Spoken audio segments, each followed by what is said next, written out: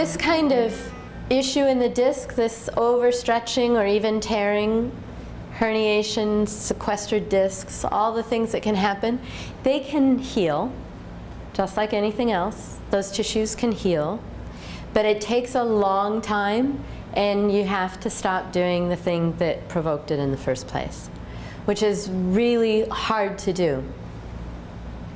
One of the things that's also challenging is that in something like about dealing with disc bulges, is that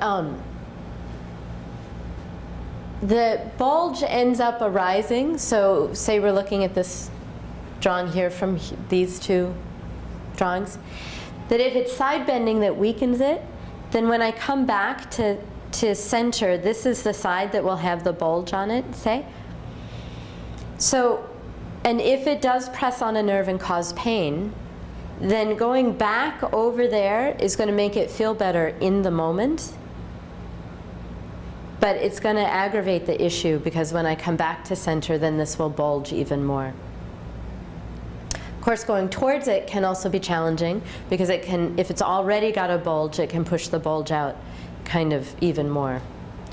So working with people right around disc issues can be really a puzzle, and not something I recommend doing unless you have a lot of experience with really focusing movement in a particular spot to work directly on the disc or directly in the area where the disc is injured. But what is also true in a big picture with disc issues is that if that disc has an injury, chances are it's because it moved too much. And if something is moving too much, it means that something nearby is not moving very much in such a way that it would have forced more movement into that disc. So knowing what we know now in the spine, or building up this idea about that a little bit of movement in a lot of places can give us a more full range of motion.